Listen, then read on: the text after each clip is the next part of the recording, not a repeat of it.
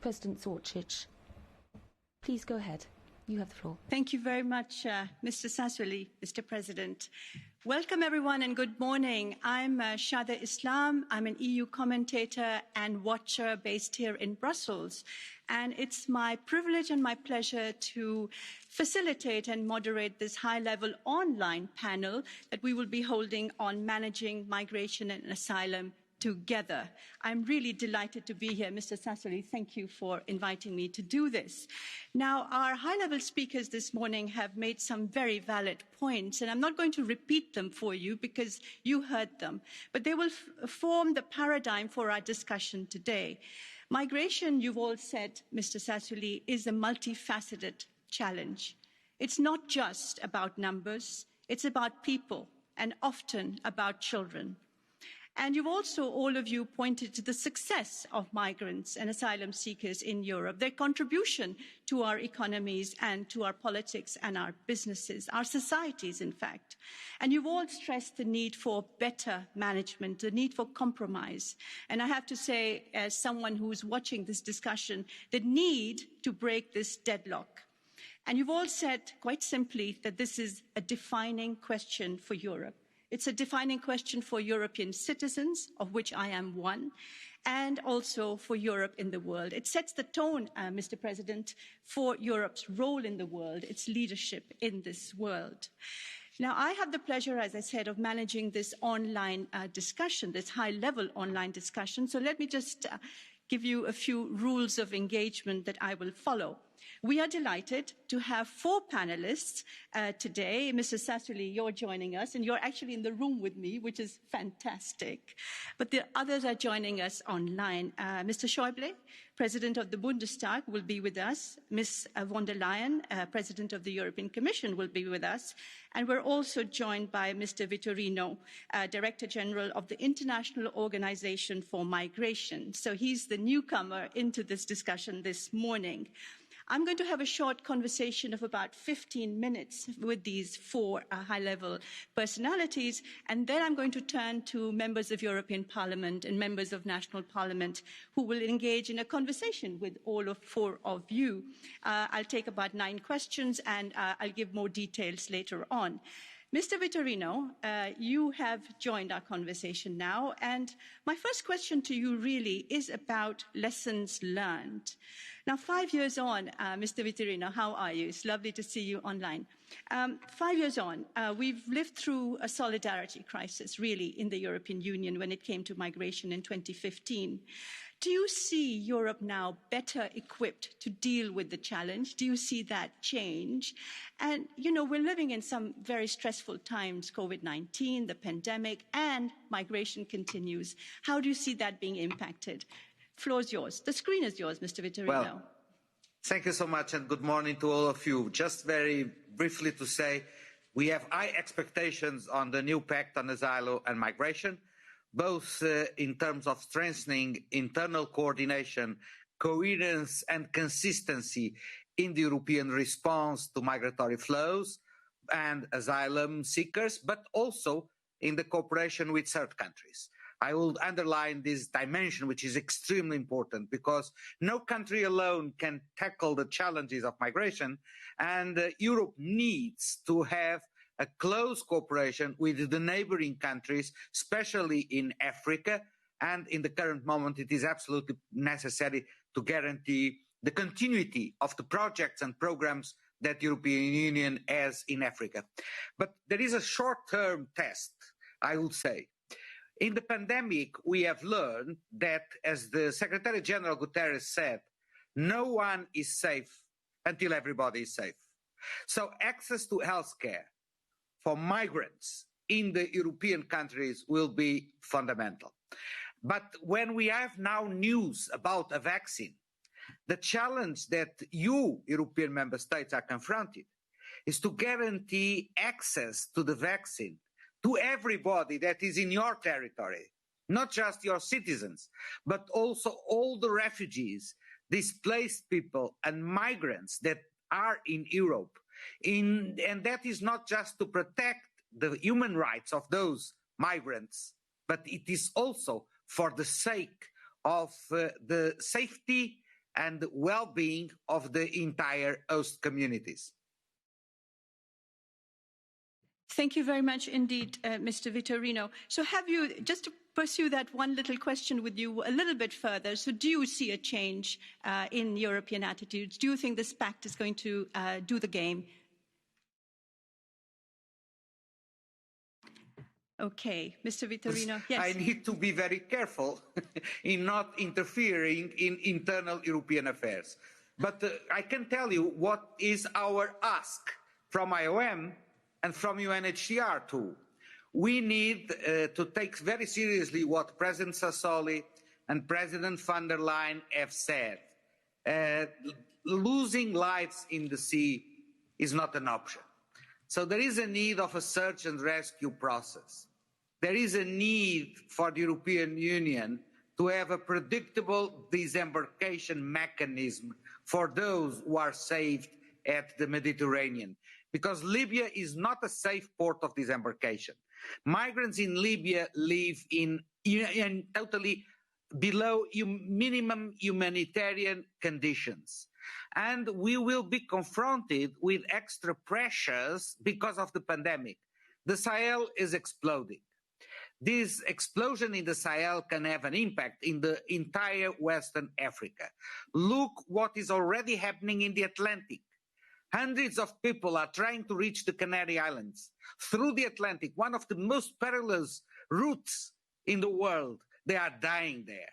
So there is absolutely need to give priority to a response from the European Union in terms of safe and rescue, search and rescue, in terms of saving lives, in terms of predictability of disembarkation, and at the same time, of course, return and reintegration of those who are not entitled to stay in the European Union, and that the European countries support the countries of origin to reintegrate the migrants in their countries of origin. Thank you very much indeed, Mr. Vitorino. So some very powerful messages there. No country can deal with this alone. Guarantee access to the vaccine to everyone, including migrants. Libya is not safe. Search and rescue missions are very crucial, and the Sahel is exploding.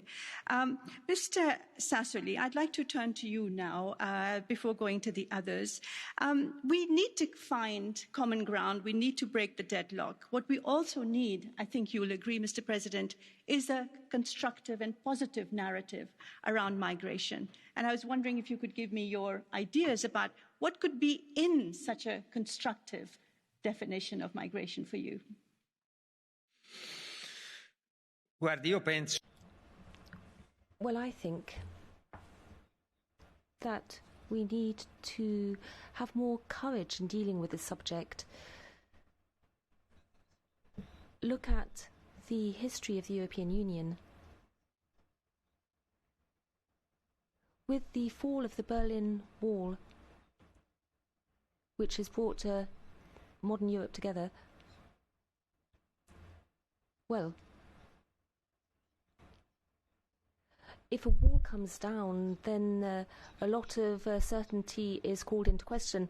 President Schäuble knows about this. He knows how much scepticism there was with the fall of the wall, and he knows that personally. Every time a wall comes crumbling down,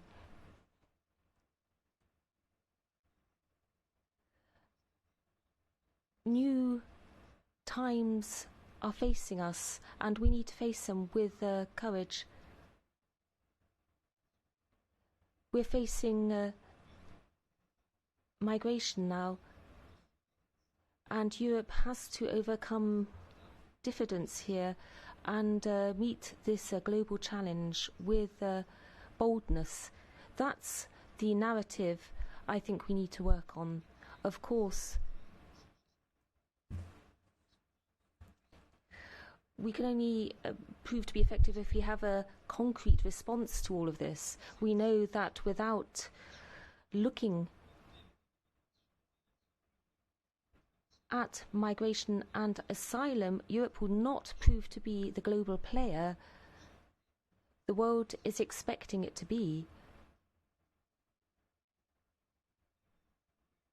I think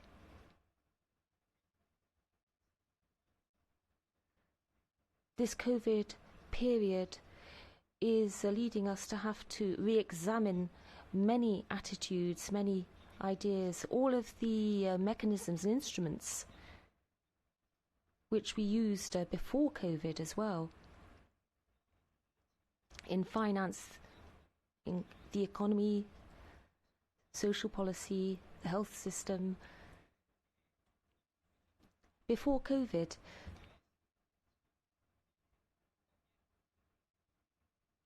things were different, and we need to rethink everything because we can't go back in time. So COVID is imposing a new agenda upon us, and I think this applies to immigration.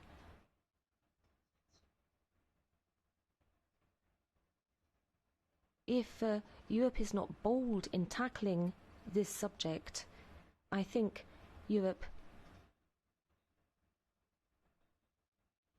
will find itself completely unable to be the global actor everybody wants. And as I said, the world is expecting this of us. Moreover, there's another need to invest more and work further on cooperation and friendship with African countries who are the other shore across the sea. We hope that this sea will be a humane sea. Of course, there's the border, and we're playing an important role here in terms of showing humanity.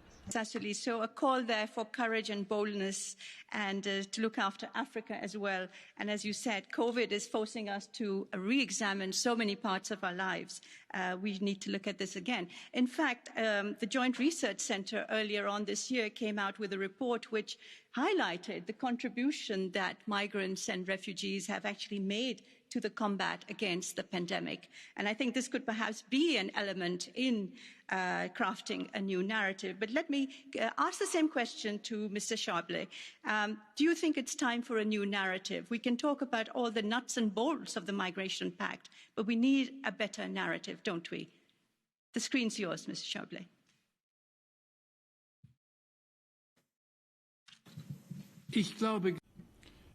I believe that the pandemic situation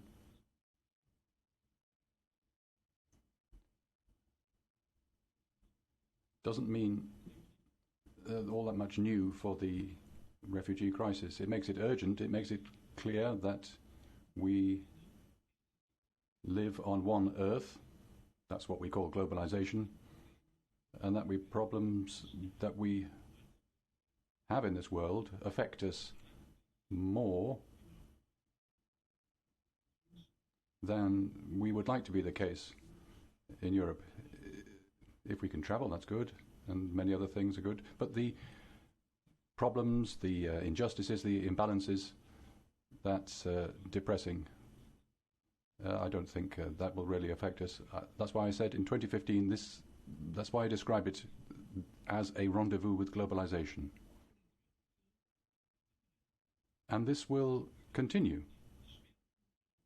The priorities will shift slightly, but it won't go away.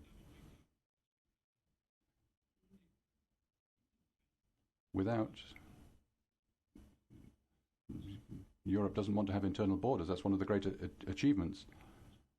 Mr. Sassoli talked about the wall and the Iron Curtain going through Europe and what it means in terms of achievements. If we want to maintain that, we must look at the issues of migration and asylum. We need to have a European solution to these to some extent. I welcome the fact that the Commission's Pact for Migration and Asylum has put an end to the hopeless attempts to have a binding quota for distribution throughout the EU. It doesn't take into account enough that each member state has its own experiences, it has its own cultural backgrounds, and we must respect these. in terms of their difference. If everybody accepts that this is a shared task, the contributions of the various member states can be more flexible. Then the problem, and this is the main problem in Europe, the main problem is Africa, our neighbouring continent. The responsibility is ours. It can't be taken away from us. We can't let people drown in the Mediterranean. If that were not the case, we wouldn't talk about values in Europe. But this can't mean that everybody who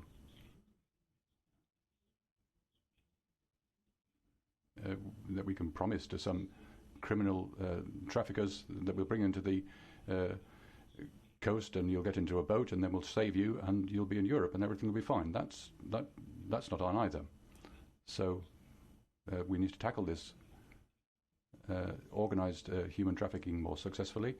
Cooperation not just with neighbouring countries, that is North Africa. That has to be strengthened. We must do more for sub-Saharan Africa. And the migration pressure will grow, less through the pandemic, but more through the ecological changes and also the demographic changes and the economic reasons. If we think of the demographic developments in Europe, we know that presumably we'll have different scales. So each of us and Europe together, we must make more efforts, and in this area, in Europe, we must make sure that the refugees who arrived, everything that we can do in terms of migration policy, that's good and right, that those who come to us as refugees, we must act relatively quickly and to decide as quickly as possible, respecting the rule of law, whether they can stay in Europe or whether they should return to their home countries. In 2015, 2016, in the pact with Turkey, that didn't really work out. It wasn't down to Turkey, really, in the first years that the EU-Turkey pact didn't work out better.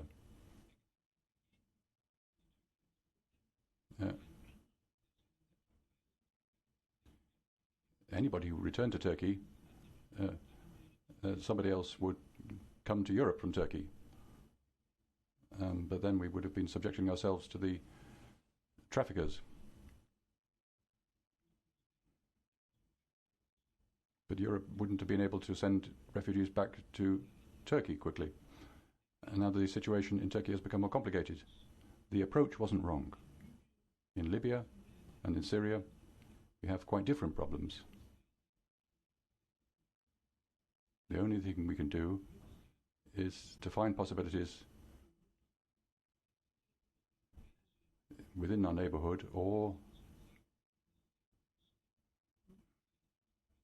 to have robust police forces.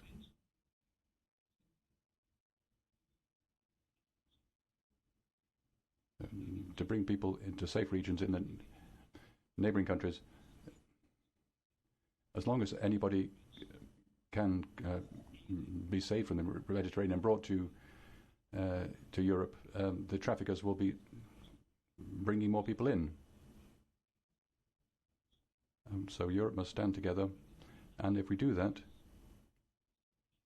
I think the Migration Pact from the Commission is the right approach. But it needs to be implemented quicker than we managed to do in recent years. Because since 2015, we haven't actually made much progress in terms of substance.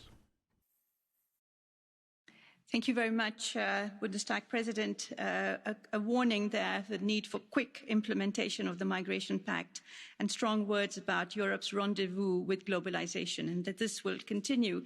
Madam von der Leyen, if I could turn to you. In your very moving speech this morning to this interparliamentary conference, you talked about the tragic case of Joseph, but also to the success stories of Turkish, German citizens. And I was just wondering, from your point of view, a narrative on migration, what would it include? Screen's yours. Screen's yours. Thank you. Well, first of all, such a narrative indeed would tell more the stories of successful integration. There are many out there and we never tell them. This is one part. I think this is very important. Then I think we have all understood and we have learned over the last 5 years that migration was always there. It has shaped and enriched the European continent over centuries, and it will always be there. So Wolfgang Schäuble and Davide Sassoli referred to it, and I will not go in depth why. But this changes the attitude that we have to deal with it in a fair and effective way. So those who need protection and are eligible for asylum, rapid procedures, and then make them feel welcome, integrate them. So the whole topic of integration is enormously important because successful integration pays off a zillion times emotionally, but also to the society that is the host society. This is a very strong emphasis on that. But on the other hand, there also is the truth that those who are not eligible for asylum or need international protection have to go back home because this is the only way to break indeed the vicious cycle of the ruthless smugglers. Their narrative is, you give me whatever you possess and I bring you on that journey. And we have to dismantle this ruthless narrative. And this brings us then to the next step. This is indeed that we have to work closer with the neighborhood, the home countries. And here the new pact on migration also has a different approach. Up to today, every member state does his own neighborhood policy, if I may say so, or return policy, more or less successful, but there's never a coordination. What we want to do now is take it on a more European level, have more coordination in that subject so that all our strength in the European Union we can take and work together with the home countries. And last but not least, this includes legal pathways. Legal pathways are the trustworthy promise you have a chance to come to Europe to find a better life. For that, we introduced the blue card. And I was Minister for Labour when the blue card was introduced. It was enormously helpful also to set the right tone to our neighbourhood. And we will improve this blue card in a way that it's not only highly skilled migrants, but also medium skills and lower skills. This is for us very important to make clear there are legal pathways. Don't trust the smugglers. Don't go with them. You will be brought back home, but use the legal pathways. A last point on that. Legal pathways work if there is an incentive for education. So it includes for me not only the legality of coming to Europe, for example, but also that we have education partnerships with the home countries so that you improve the skills, you improve the possibility to find a perspective. Many of them will then find their perspective at home because they are better skilled, but sometimes also there will be the need here on the labor market to find exactly the skills we train in the neighboring countries or in the neighboring continent like Africa. And this picture shows that we can manage migration and we can fight trafficking and smuggling. And there are many positive stories out of it if we all stick together and really do it now. And this is my last plea. We have to move on now with the discussion on the migration and asylum pact. It should not get stuck. The member states have to bring it forward in the Council. Thank you very much, Madam President. So let's move on, but also very important points you've made, Madam President, about the need for education partnerships, legal pathways, and finally something that I think is crucially important, to tell the success stories, to make those known to our public. And I'm looking forward to the proposals that your Commission has promised to bring forward very soon on integration. Thank you very much indeed. So now let's proceed to the question and answer part of this panel. And just to say that I will take three questions from members of European Parliament, members of national parliament in one go, and then try and turn to our panelists, the high-level panelists, for their responses. High-level panelists, if I could just say, you don't have to answer each and every question. And please, since we only have about 50 minutes left, we'll all have to be very short and to the point. So let me turn now to Mrs. Roberta Mitzola, Vice President of the European Parliament from Malta. I think, Roberta, you're actually in the room, so the screen is yours. Thank you. Thank you very much, President Sassoli, President Schäuble, President von der Leyen, Dr. Vitorino, for your commitments to this matter. We have to move, as we have just heard, towards a common framework that is fair with those who are eligible for protection, firm with those who are not eligible, and strong with those who exploit the vulnerable. Now, my immediate concerns are twofold: saving lives while addressing genuine concerns that communities across our union have accumulated over years of challenges posed by migration issues. Can we break the deadlock and move from emergency solutions to long-lasting approach? Looking to the future, how do we meet these concerns while countering and rejecting the rhetoric of populist politics, the kind of politics that breaks communities and puts neighbour against neighbour? Is it a question of legislation? Is it a question of communication, of countering the toxic narrative? And finally, how can we address the scapegoating of communities and, frankly, of EU and international institutions on this matter? Thank you very much indeed for that. I'm going to turn to Anna Spiegel from the Bundesrat, but could I make an appeal to everyone who's taking the floor, including myself, to be very short and to the point, because, as I said, we have 50 minutes and we have quite a lot of ground to cover. So could I have Anne Spiegel coming in online, please? Thank you.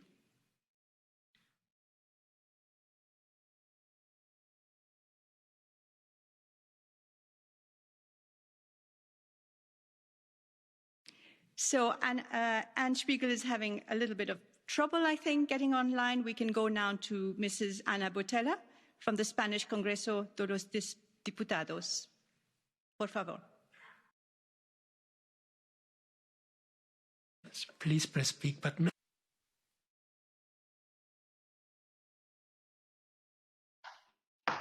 Buenos días. Good morning and congratulations for organising this interparliamentary conference, which is on a matter of concern for the citizens and Spanish Parliament. We greatly welcome the political determination of the Commission, with President Ursula von der Leyen at its head, with this new approach to migration and New Style. We urgently need a common European migration policy. The focus has to be global and on the European community. We have great hope, but there are some questions I'd like to emphasise.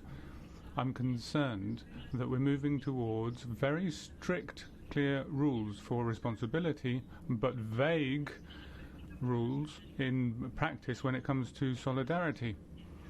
If pressure is focused on 5 states, there won't be effective solidarity.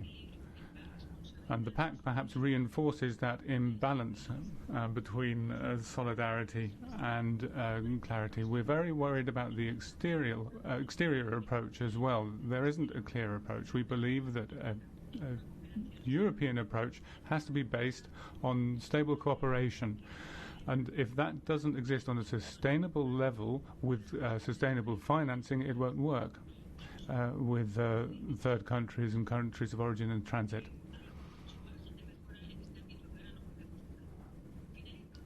So, allow me to close with a direct question. The German presidency is working intensively to move forward in the area of political understanding at the global level. and a clearer understanding of asylum rights and rules. Maybe it would be better to focus now, given that we're working on a compromise, towards a global agreement, an overall agreement with all of the elements of the pact, including the external element, responsibility, and the main key issues. Thank you very much. Very much indeed, Anna Botella. I've been told that Anne Spiegel can now come online, so could we turn the screen on her, please? Thank you.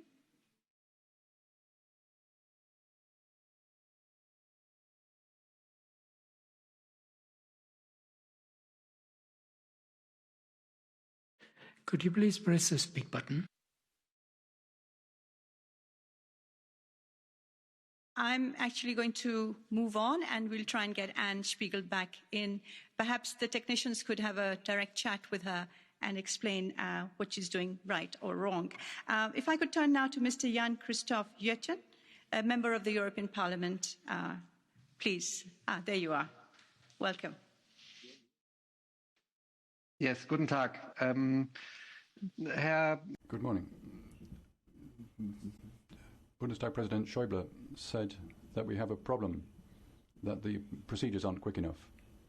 That's a problem both for citizens in those countries, but also for the migrants who would like to know whether they can stay. So my question to the European level, especially to Ms von der Leyen, because we have the pact and looks good on paper, but it depends on whether it's properly implemented in member states. How can we make sure that the member states dispatch enough staff so that the migrant applications can be dealt with in the time foreseen? Second question, you took labour migration. You said the blue card helped us. It's helped us a bit, yes, but if we talk about legal pathway, we need clear criteria for labour immigration. We need a clear framework that the member states can use or not. When will we have any proposal from the Commission in this area? Thank you very much indeed.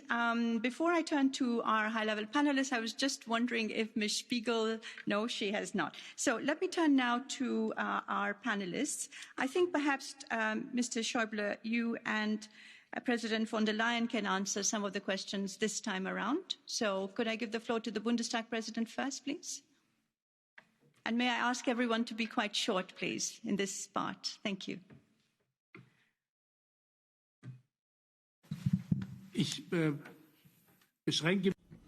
I will limit myself to a remark to what Ms.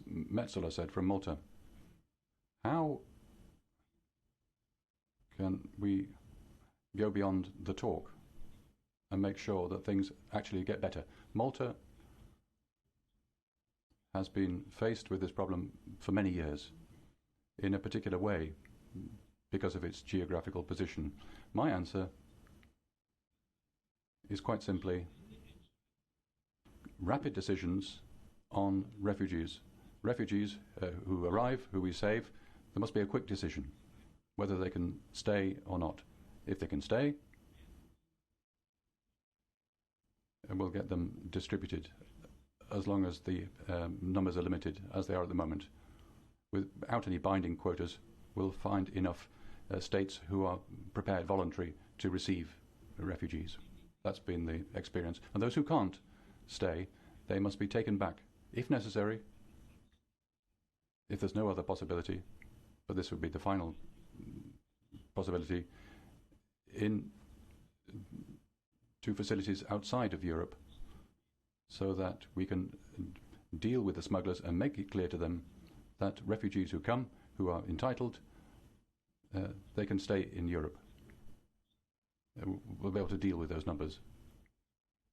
We know about the benefits of migration, but we must make sure that those we don't want, it must be clear very quickly that they can't stay, that they really won't stay,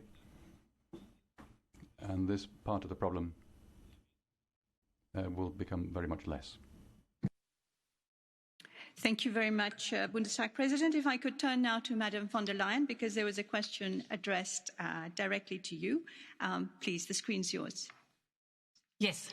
Thank you so much. I think the question of Roberta Mitzola and Jan Christoph basically match each other. It's about how can you make sure that things really happen. So the first thing is implementation.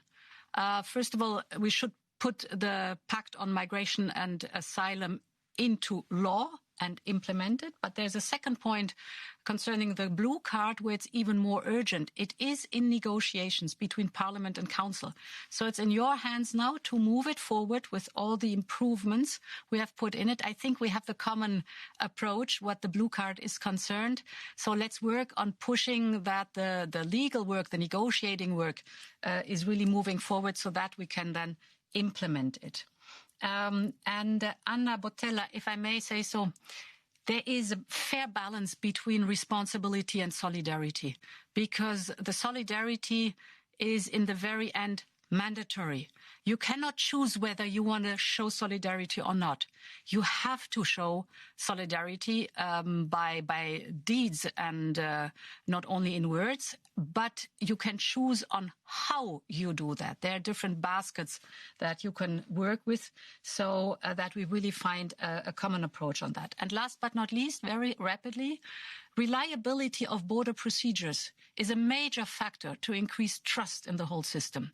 And therefore, the new border procedures with the screening mechanism and all the topics behind it, we will certainly discuss this afternoon, is a major part to create trust that the system works, that it is speedy, that's fast and effectively.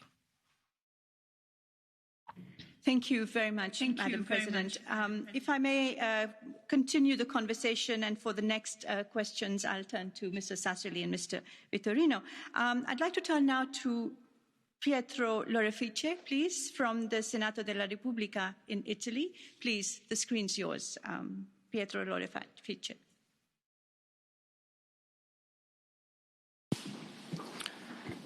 Buongiorno. Good morning, everybody.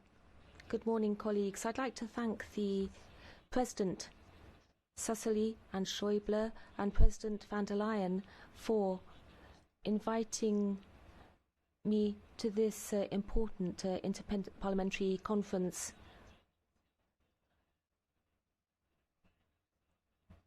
In Italy, we've been completing our examination of the Commission proposal, and this proposal has some strong points, but also some points which the Senate in Italy considers to be rather critical. I'll go on to a question to President van der Leyen directly, and I'd like to ask her whether the European Commission doesn't think it would be better to keep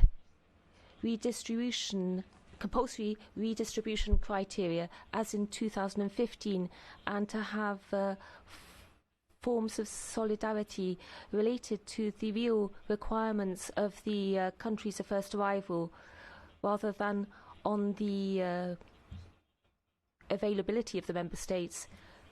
The first entry countries would be able to count on solidarity mechanisms between countries which would be reliable and certain in that case. Today, the first entry countries like Sicily are responsible, and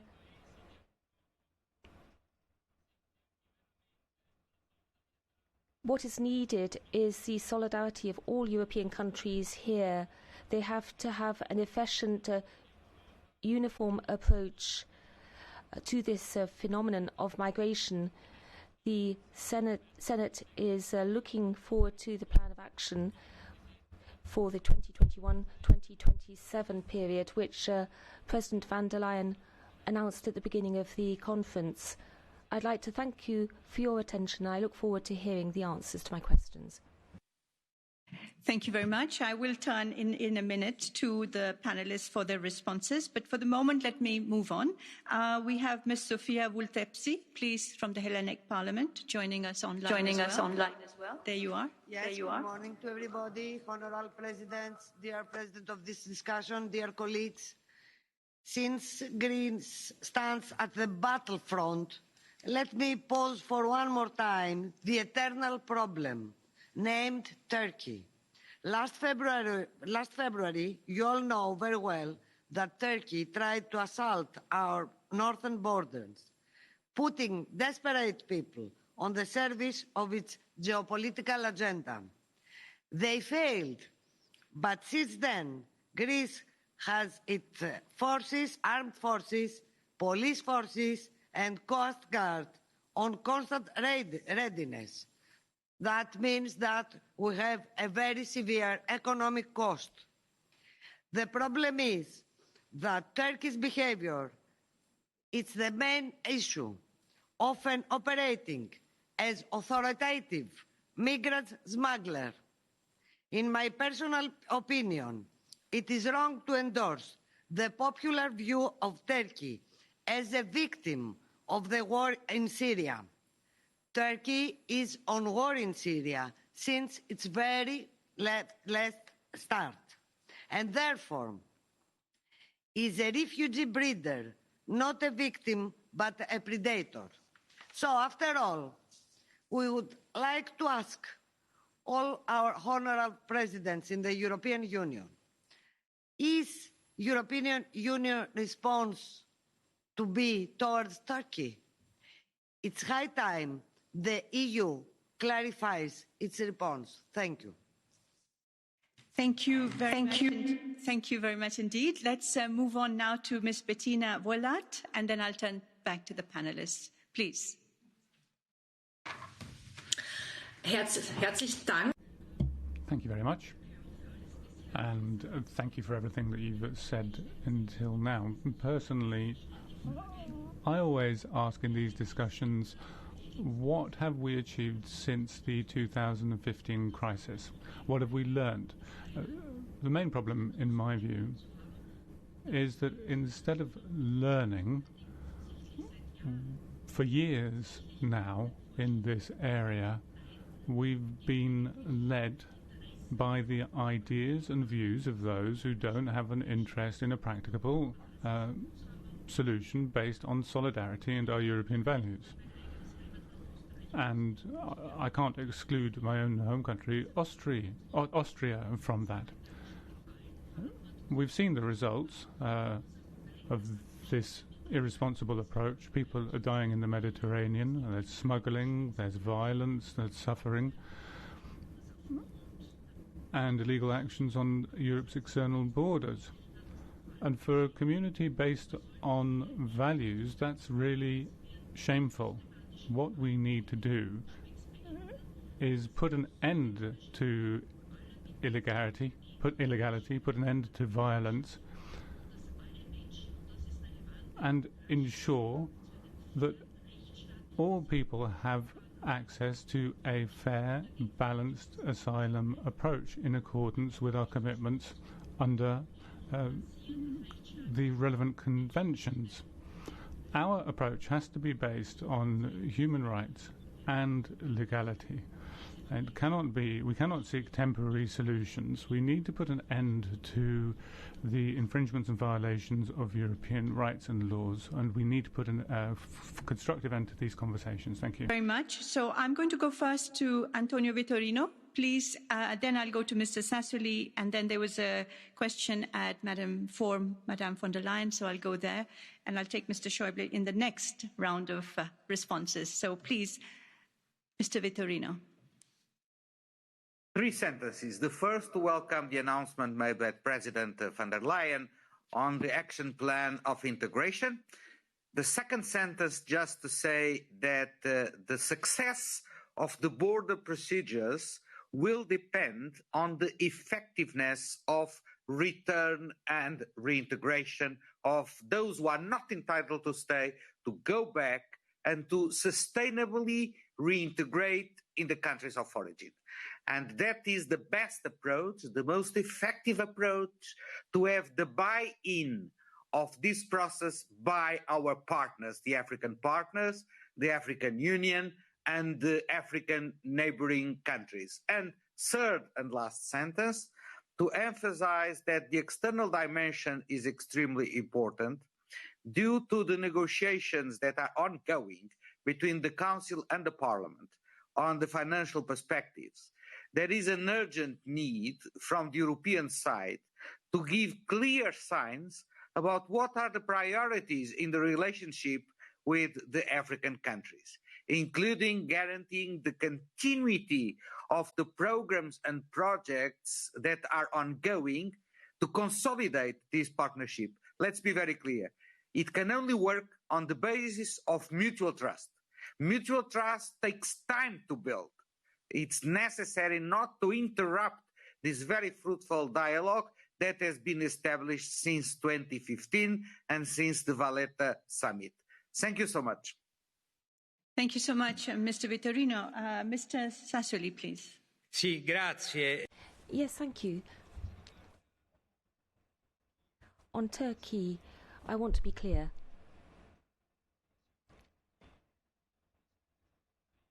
With President van der Leyen and President Michel during one of the crises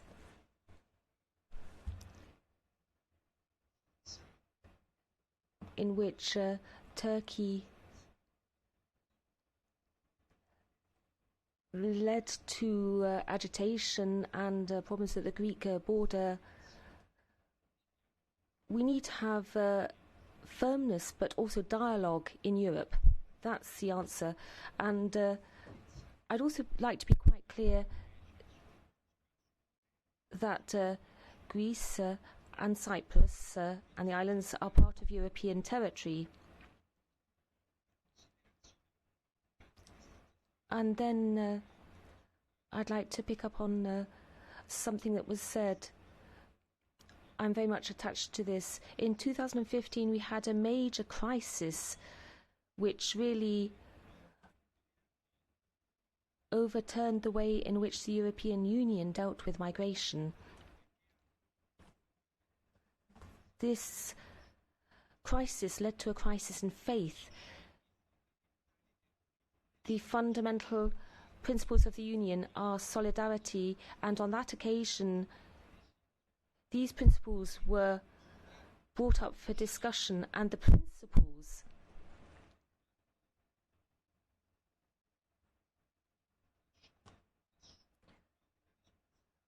of the Union were referred to in an intergovernmental statement. We need to reinvest in trust so that we can have a European policy. A new European policy will offer a new start so that we can make significant progress towards a common policy. I think that we have the period of 2015 behind us, and that didn't provide efficient answers. To answer Mr. Lorefice, I will allow President van der Leyen to answer this. As far as the Parliament is concerned, of course, our objective is to obtain a compulsory redistribution, but I'll leave it to President van der Leyen to respond so that there's not a conflict of interest, because I know very well the situation in Sicily and the south of Italy, of course. Mr. Sassoli, so let me turn to you, Madam von der Leyen. Madam President, please. Yes. Thank you so much. There was the question from Italy concerning the broader picture of, or the broader topic of search and rescue. And first of all, in our Pact for Asylum and Migration, there is the strong urge that we need legal clarity on the role of NGOs. This is my first point that I want to emphasize. Nobody should be criminalized because saving lives at sea. This is a must to save lives at sea. But I think we have to clarify this. Then, indeed, fundamental rights have to be respected without any question. And in doubt, the authorities have to do investigations on the questioned incidents. Now, your question went into what are we doing with disembarkation from search and rescue. And indeed, search and rescue has a special spot, if I may say so, in the Pact for Asylum and Migration, because there is immediately the need to redistribute, and there is a safety net so that those member states where search and rescue migrants are often disembarked are not let alone with the overall topic, but there is a special safety net built into the pact, which I think we should discuss openly. Thank you very much, Madam President. So let's move on. We have three speakers coming in now, very, very quickly. Once again, my plea to you. Let's try Anne Spiegel again. And I think this time, there you are. Wonderful to see you. Please. Very short, very snappy, to the point. Vielen Dank. Thank you very much, ladies and gentlemen. As has already been said, there are many reasons for people to come to Europe. And I think in light of that, we need a broad-based instrument for people coming to Europe. What that means for me is a humanitarian reception program, a clear approach to resettlement, but also integration in the labour market. There is a need in Europe to make the labour market attractive for people from outside Europe. We need access to, or a path to work for low qualified individuals coming from other countries. We also need to allow workers to change qualifications and careers. We need access for high-skilled workers and also a clear path into work for low-skilled workers. Thank you. Very much, Anne Spiegel. Let's move on to Lina Dupont, please, Member of the European Parliament, please.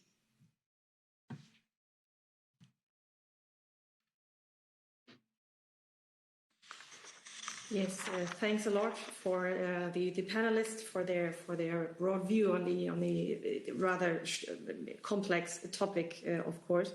As we heard already a lot about the high hopes connected to the new pact on asylum and migration and how to put into practice the principle of offering, of course, protection and help for those in need while at the same time being firm and consistent with those who are not eligible for protection. I would like to add a different aspect or a new aspect to the discussion because the question might be directly connected to what the Commissioner President von der Leyen had already said.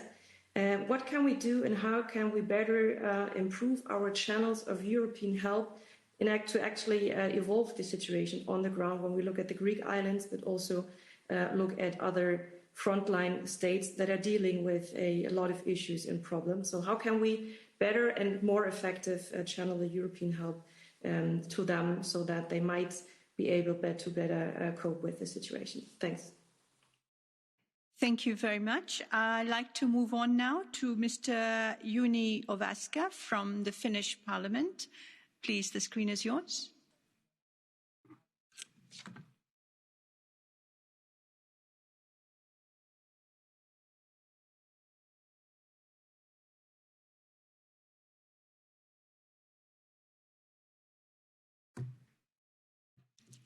Do we have a problem getting Mr. Ovaska?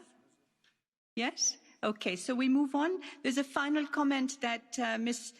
Edith Estrella from the Portuguese Parliament has a short question for Mr. Vitorino, and we'll try and get... No, it's...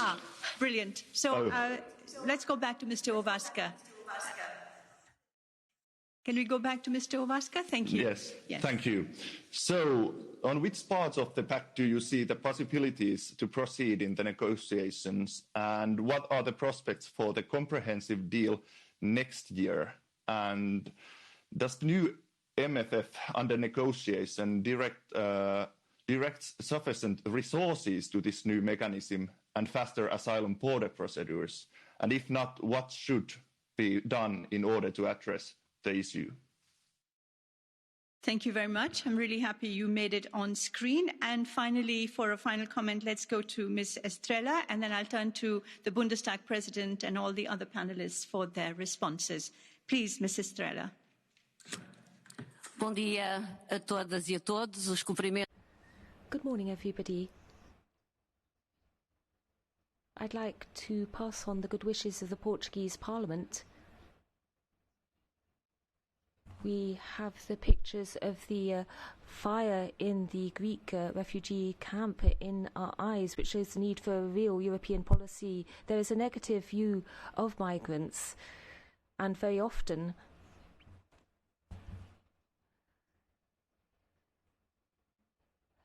this is present in debates, and this gives rise to populism. The Pact on Migration and Asylum will perhaps avoid the death of migrants in the Mediterranean, but that's a question I'd like to put to you, to the Director General, António Vitorino. How can we fight against the negative perception of migrants amongst public opinion? Thank you very much indeed to our final questioners. This is now going to be the high-level panelists' chance to also wrap up, to respond to the specific questions. And if I could also ask you to wrap up. And in your wrap-ups, if I could ask all of you to be forward-looking as well, and for your ambitions for this new Europe stronger in a world with a well-managed migration and asylum policy. So if I could turn now to the Bundestag President, please, for your comments, sir. Floor is yours.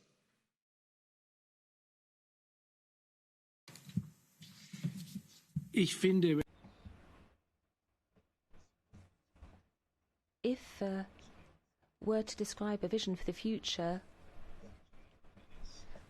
I think the crucial thing is that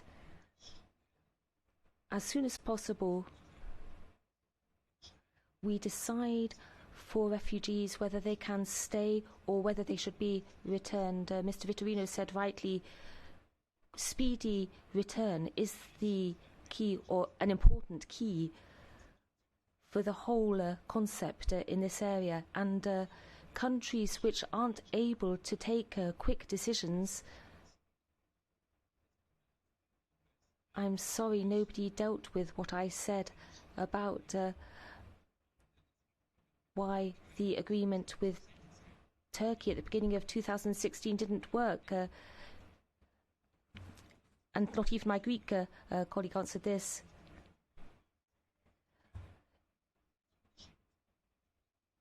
People in Greece, etc., weren't sent back to Turkey, and why weren't we able to do this? And the European Union must be in a position to do this and to have the right experts, colleagues for this purpose. That's one point. Then on the question of acceptance, the acceptance of refugees and migrants, that's of crucial importance. As long as people think, it doesn't matter whether this is right or not, but as long as they think that their solidarity is being abused, it will be difficult to win over the understanding of the public. So we need quick decisions, quick returns, and then we need to work better with Africa, in Africa, for Africa. The German presidency has put the question of Africa at the head of its work. It was felt that the world leaders should work better with Africa, and they put this at the top of their G20 conference. So there has to be economic cooperation, and this applies to the neighbouring countries in North Africa as well, and this applies to the contribution to the stabilisation of the situation in Libya and Syria as well. We need to concentrate on this.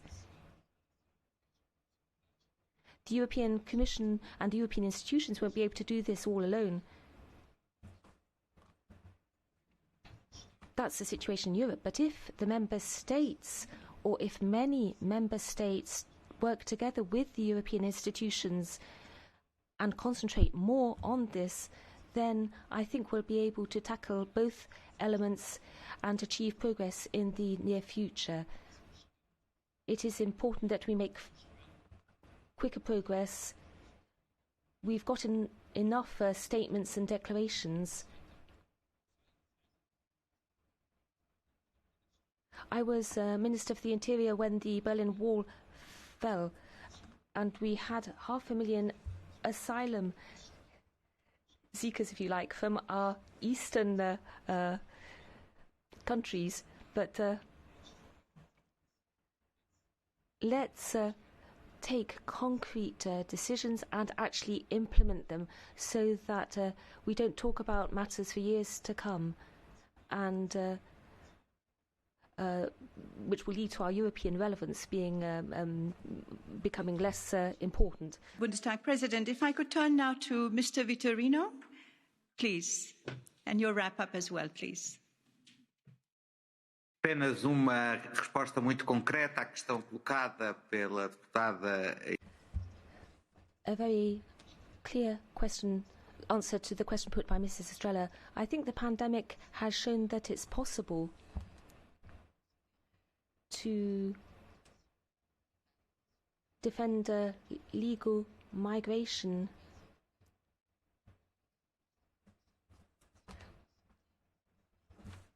In many European countries, 40 to 50% of workers in hospitals were migrants or were of a migrant background and worked for the good of the whole of the community during lockdown.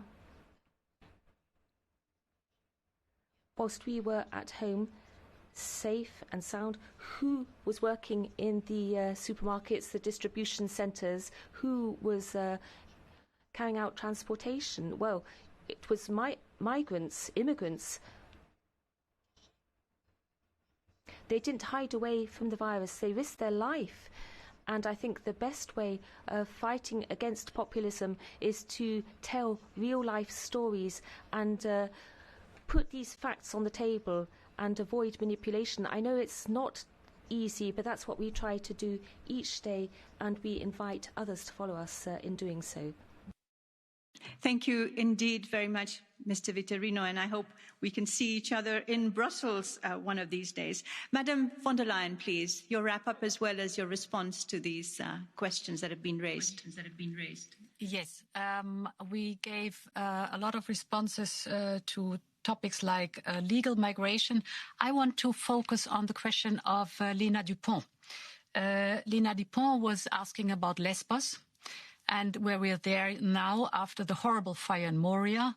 And indeed, we are close to finalizing now the memorandum of understanding between the Greek government and the European Commission to build a new reception center on Lesbos.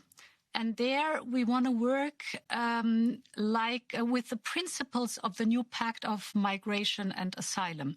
So first of all, we have to work on the infrastructure. There has to be a reception center that has a good infrastructure, including, for example, health facilities or schooling, but most important of all, dignified standards of living. That's point number one. But internally, the procedures, if I may say so, we have to prove, and we want to prove, that you can be swift and fair in the procedures to, with the new border procedures, to understand who is eligible for asylum, who is not eligible for asylum or international protection.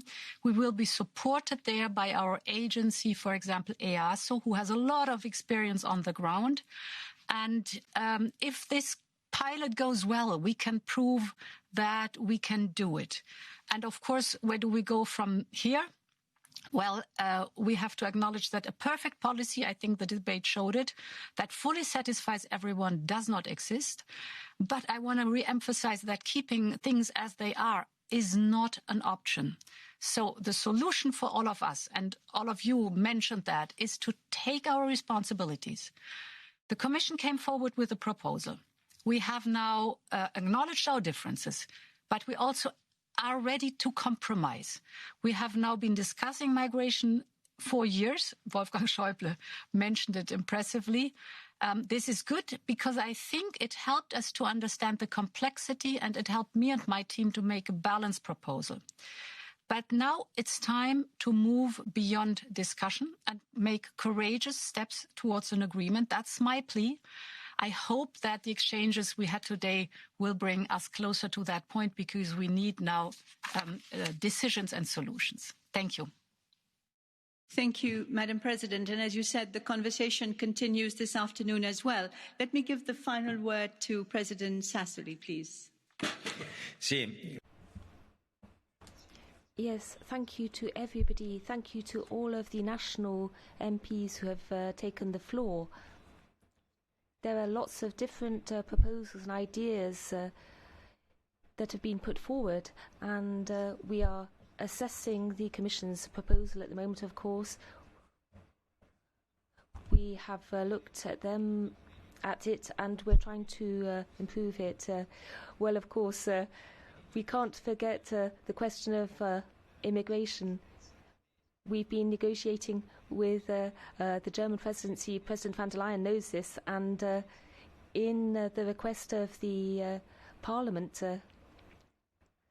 relating to the MFF, various important resources have been added to support migration and external efforts on behalf of citizens. The compromise found is being examined in Council. There are discussions taking place between the Presidency and Hungary and Poland. I hope that the MFF can be settled, and the recovery plan as well, which is vital for economic and social well-being. I'd like to thank all of the MEPs who have taken the floor. In my opinion, it is really important that, as Vice President Estrela said, and I'd like to welcome her here today, we're colleagues, she's an important MEP during this legislative period. Well, this is a fundamental question. How can we combat the negative perception of migrants in society? I don't think there's one answer to that, but as far as I'm concerned, I'm convinced, as Dr. Vitorino said, that the negative perception can be combated by our showing that we have a bold common European policy. We need to show the advantages for our productive system in Europe. Showing this will overcome the reticence of others, and we really need to make a major effort to demonstrate this. We need to bridge the gaps between people and between the north and the south and the west and the east. When we have the European Union we've dreamt of, when border questions have been settled, we have the 1,200 kilometres of the Finnish border are seen by southern countries as their problem, and when immigration problems in the Mediterranean are seen as the problem of countries in the north and the peoples of the north as well, once we have managed to bridge these gaps and cover these distances, well, that will be the answer. During these months, I'd like to thank the Commission for coming up with instruments to fight COVID, for relaunching our economy. This is one way of bridging the gaps because everybody is affected by COVID. Of course they are. We all know that. We have to overcome a lot of reticence. We have a lot of battles to fight. We have to work against different mentalities, but I think that if we show the advantages of a common policy, then the European Union will be able to move forward with greater confidence and face the future bravely. And as we've seen,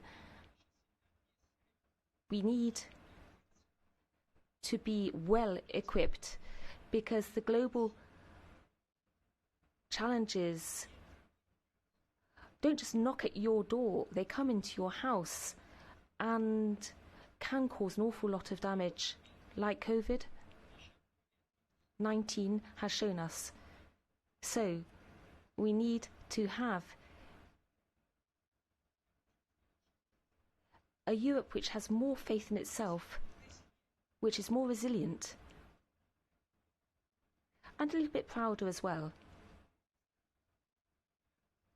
I think this morning has shown that we are refinding our confidence. So thank you to all participants and thank you for everything that's been said, because that's really important for all of us. Thank you, and thank you very much indeed. Indeed, everyone, for joining us. Thank you to the panelists, Mr. Sassoli, Bundestag President, Ursula von der Leyen and António Vitorino. From me, Shada Islam, here in Brussels, I have to say this has been, thank you, a fascinating discussion. And I know the conversation will continue later on in roundtables, parallel roundtables. So stay tuned. Once again, everyone, stay safe, stay healthy. Thank you very much indeed. Bye-bye.